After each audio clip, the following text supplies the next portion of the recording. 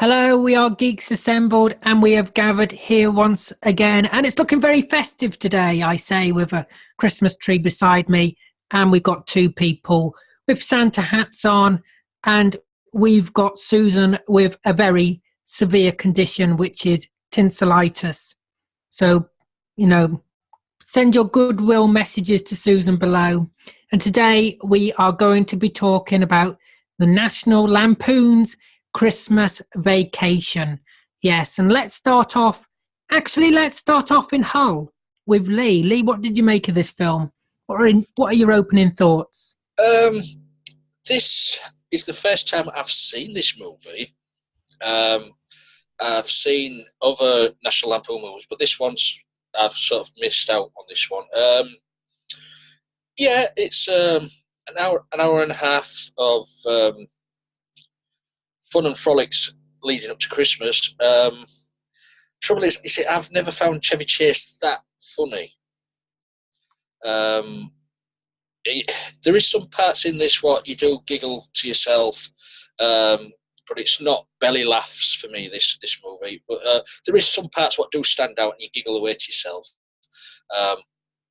It is what it is. It's just a little bit of festive fun, done the National Lampoon way, shall we say. So that's all I can say at the moment, Alid. Over to you. And let's move on to Susan and Alex.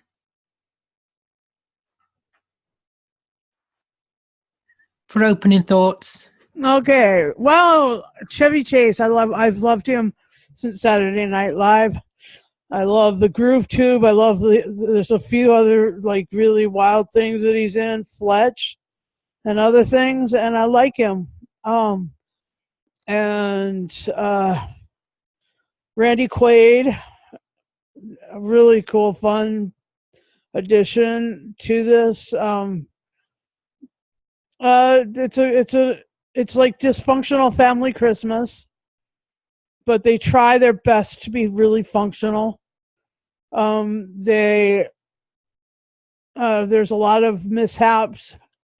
It's a comedy of errors and a few fires, a few explosions, and definitely a lot of non-twinkly lights. I'm glad we watched it. It was fun. Here's Alex. Yeah, I prefer Dan Aykroyd and other ones from Saturday Night Live. Yeah, I mean, I know he is related to a couple of people from Massachusetts, much like Jay Leno and Conan O'Brien. I never was a big Chevy Chase fan. As a matter of fact, I can't think of many movies that I liked his. I think that the original one was the best, and they should have stopped after that. And I noticed they keep changing the children in the cast, and one of them here was Juliette Lewis, and then the son was Leonard from The Big Bang Theory about 10 years before, or 20 years before it. It is a funny movie if you want your Christmas to be a little bit more cynical, a little bit more pragmatic, and dysfunctional. There was a couple of things that I didn't agree with. Now, with all the electrical problems, I'm surprised the house didn't burn up. But I didn't really enjoy it. I mean, I enjoyed, the actors, but as far as the cast or the story overall, not really. I mean, let's be honest. It was a fire hazard, wasn't it? All those plugs into one socket. I mean, seriously. But the fire service would not approve. I'm with Lee on this one. It's not that. I didn't think it was that great, really. I mean, it was fun. It was all right, and it was enjoyable. You could sit down and watch it, and it's fine, but it's not laugh out loud for me. I mean, there's some characters that I like the old lady was funny in it, and some of the characters and moments were funny. But it really wasn't for me. I mean, it's the first time I've seen it, and I wouldn't watch it again, and I'm not in a hurry to watch any of the sequels that there are of this film. Actually, I went shopping today, and I went into In the Works today, and they actually had the DVD of this on the shelf. And I thought, no, I wouldn't even get it on DVD. I didn't. Yeah, it was all right. It was all right, but it wasn't like the next thing that we are reviewing tonight is so much more funnier compared to this. So yeah. Is it the difference between British humor and American humor? Well, yeah, I would say it is. Yeah. And just the next thing that we're going to review is much funnier than this in general, I believe. But does anybody have any favourite characters or moments? I like the lights. Me personally, for me, Chevy Chase was funny in The Three Amigos. It was funny in what's the name of the film? Spies Like Us. But this one, as I said with our lid on it, I could take it or leave this one. But there is some good characters in this. Old ant, I can't remember the name. The ant one, the senile ant. Yeah, the ant. Yeah. Yeah. The squirrel attack is a good scene. I giggled at that. Where he's running up and down with a squirrel on his back. Yeah. But for other things, it's just there, but it's not. To me, it didn't feel Christmassy. I don't know. It didn't grab me with the Christmas feel. I like the intro. The animated intro. Yeah, I like the intro, the cartoon intro. Yes. Yeah. But the dinner scene with the whole family trying to eat that turkey, that was quite funny because Christmas always ends up like that. There's all these family members what you don't see all year round and you hate them. So it's very. And someone who doesn't know how to cook a turkey is cooking the turkey, and the outside looks just gorgeous, but the inside is a bunch of dust and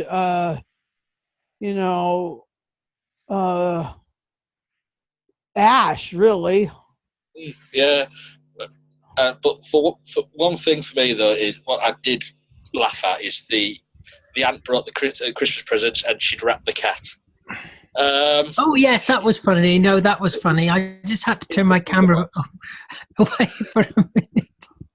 But yeah, this, as I say, it's not a full all the way through laugh out loud movie. There's little bits here and there, but it's not a classic. But there's humour in it. There's humour in it that's funny, but it's not throughout. But for Americans, that they really do consider this a classic. Yeah, but it shows that you don't understand humour. I'm not going to get so much hate for that. I mean, I will grant you the British humor is funnier, but that's to those in the know. To those who aren't in the know, this is one of the funny movies, and this is a funny movie series. Okay, let's put it like this: on the American comedies that I've seen, I was going to give it a score then, but I'm not going to give it a score because I'll leave that to the end. But on the American comedies that I've seen, this is definitely one of the better ones, probably. Okay, well, I don't like American comedy. I don't like comedy films really in general. There aren't that many funny films. Well, even British TV shows that go to films tend to be awful as a film. Mrs. Brown. Well, absolutely fabulous. I haven't seen that yet. I'm not judging that. I haven't seen that. I'll tell you now, the Ab Fab movie is awful. Well, what, the new one or the original one? Anyway, yeah.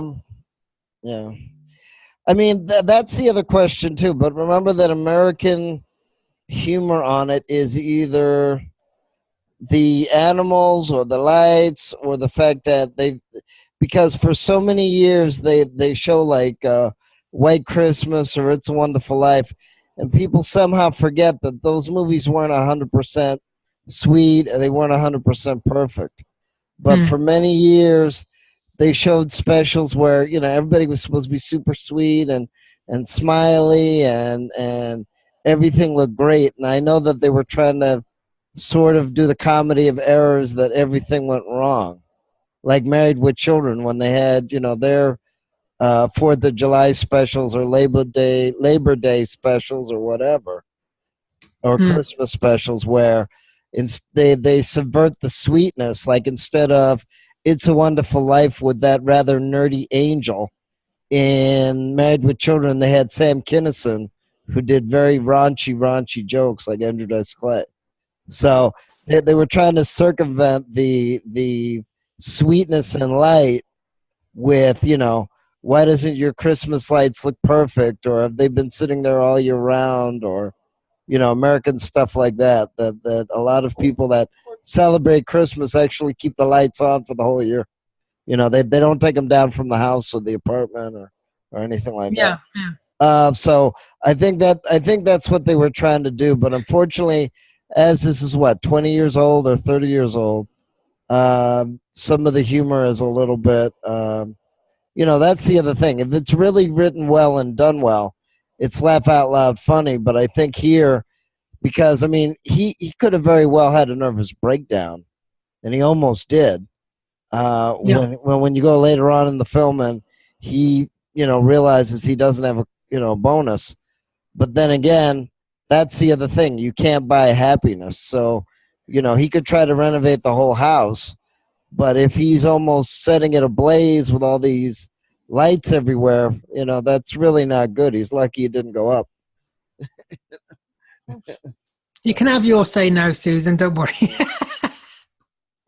Okay. The thing that I was going to mention was, the Clark Griswold character is a man who is perpetually unsatisfied with the way things are going. He sees a beautiful girl at the counter at the lingerie store.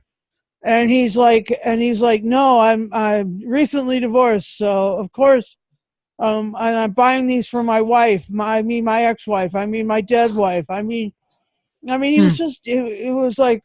Yeah, and he says nipples and stuff like yeah. Yeah, and then it's all those awkward moments. They're awkward, funny, awkward sexual innuendos, and it was funny and.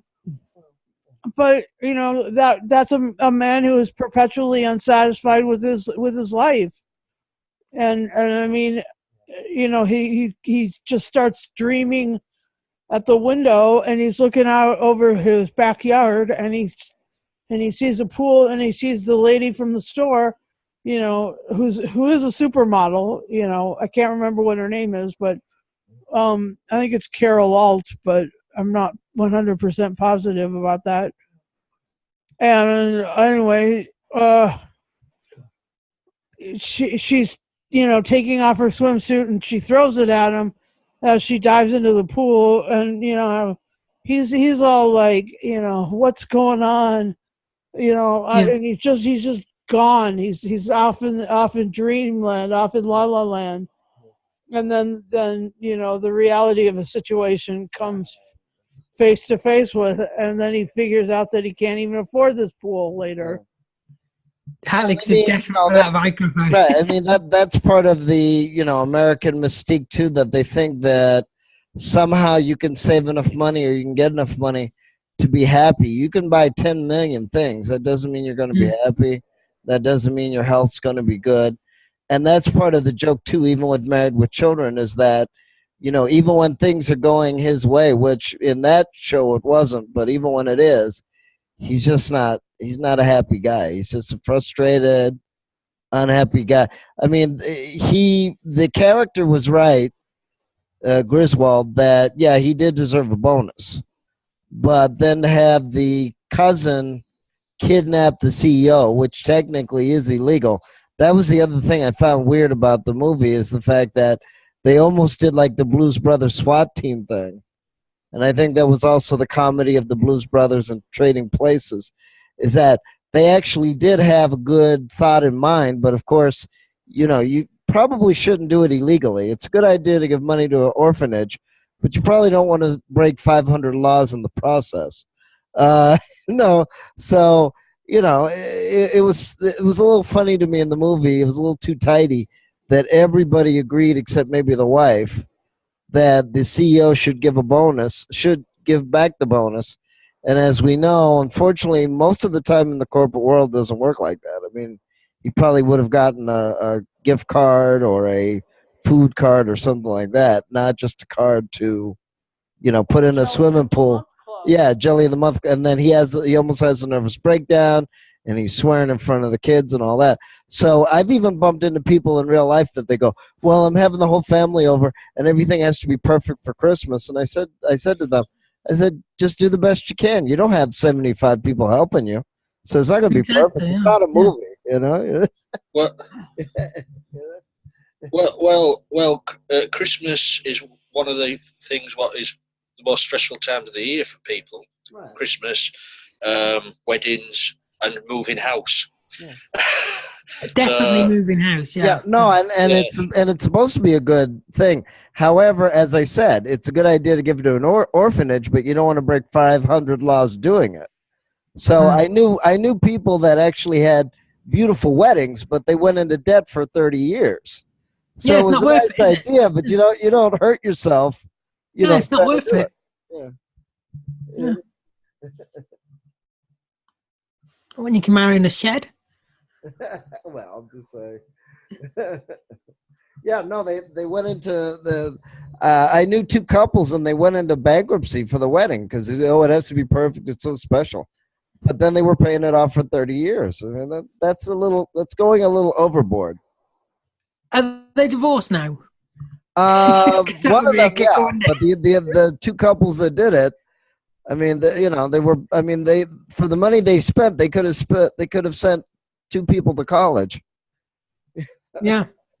Or one person here in the UK now. Yeah. So is there any other favourite moments or favourite characters? I did like the when they went to get the tree and he says, "Have you brought a saw?" I did giggle at that. But and also with the sap from the tree, where it was all sticking to his wife's hair in the bed. And that was a giggle. That was a giggle moment. But yeah, they're all funny moments. It's still run of the mill comedy. Yeah. What was you going to say? Carry on. Carry on, ho ho hoing. Is he going to carry on, or is he going to stare at us? No, we just thought you'd gone insane. Would be right. Wibble. You guys are weird. Stick some pencils up your nose and put pants on your head and say wibble. Yeah, that's also like the joke, which we can't show, from Saturday Night Live, where instead of Santa Claus, it's something Claus. As in other words, you will get something. So if you're bad and you've been crossed off of Santa's list, something Claus, and of course something Claus is a black guy trying to dress like Santa with a big old suit, going around saying, "Oh, I give out envelopes of cash, 20s, 50s, and 100s." Then he looks at the camera and goes, "Where do I get it? We don't need to talk about that."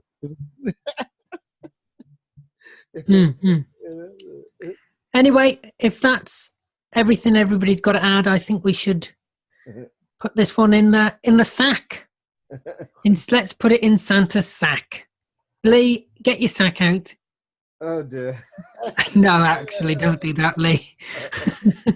We have enough for your pussy. No matter your sack. And let's. Why? Are you all right there, Susan? I'm worried where you're going to put that. I'm glad it's staying on your head. I know Lee's little green thing doesn't. Let's go into final say and score. Let's start off with Alex. Final say and score. Yeah, I mean, like I said, I really didn't like have a rest for half an hour. I didn't. Yeah, no, it's not gonna be half an hour. I didn't really like this movie. I like the cast. I understand what they were saying. You can't have a perfect life or perfect Christmas. It was kind of nice that everything resolved itself, albeit very neatly. But yeah, I mean, that's the other thing. You have a holiday, and you shouldn't have to have a dangerous holiday to do it. They're lucky that it didn't go up in smoke. They almost killed the cat if they did kill the cat, and other things. The turkey was dead, and the sewer almost blew up, and all these other, just to try to put a pool in and have a perfect Christmas and just have a happy, safe holiday. It doesn't have to be perfect. And then you got these poor people next door when the lights are going on and off. Score, I'd give it about. The cast, I'd give about an 8. The story, I'd give about a 7. All right. Well, I didn't call your name, Susan. Well, that's fine. I didn't call your name. And now let's go over to Susan. What is your final say and score, Susan? Oh, Alan. Oh, dear. What are we going to do with you? Let's see. I kind of like it. I enjoy the National Lampoon series. So I will give it a 9 plugs of Christmas lights into one outlet out of 10. Another health and safety risk. Susan, this is teaching you bad things. With one light switch that controls the whole bloody thing. Oh, no. Anyway, as for me, well, it's not the best Christmas film. It's not the best Christmas movie. It's not the best American Christmas movie. Home Alone, like, if you compare this to Home Alone, well, that's so much better. Like Lee says, there are some funny moments, but it's not throughout. But at least there are some, and there are some good characters like the old Nan and stuff like that. And there is a squirrel moment and the cat moment and stuff like that. So I'm going to give it. I'm going to give it a 6. I'm going to give it a 6. Anyway, I'd like to thank everybody here. You forgot. I'd like to thank you for watching. Don't forget to hit that like button. Hit that subscribe button. It's mutiny. Lee, what's wrong, Lee? Back up. Susan, for your final say and score, please. I'll give it a 9 plugs in one outlet out of 10 with one switch to control them all. Do you know what? I'm getting a huge dose of deja vu. Are you? And now for me, well, no, wait, it's not the best. There's something missing. Is there? There's a time jump. No, there's been a time eddy. You really need to. Oh my God, there is something missing. I'm so sorry, Alex. Alex is missing. Went before me. Huh? He went before me. Went before? Oh, he's gone to the loo. No, he went ahead of me in line. Yes, there's no one else. Hello. Who are you? Hello. Am I having my final say, or are you just going to talk all over me as usual? Well, go on then. We'll let you go, Lee. We'll let you go. As I said, it's a run-of-the-mill film. It's not classic. There's some laugh out loud moments, a little bit of giggling here and there. So I'm going to give it 7 hoes. Oh, you know what? No, 7 hoes. That would be wrong. I mean, how could I nearly have forgotten you, Lee? And here's my pussy. Yes, we'll end on that note. Thank you for watching. Thank you for everybody joining me here today. Even though it's only a few of us, it's my favourite members of the Geeks Assembled podcasts. And I'd like to say that definitely check out the Geeks Assembled Facebook page. Follow it. Subscribe to the channel. We got loads more videos like this. And look after yourself. take care, and we will see you next time.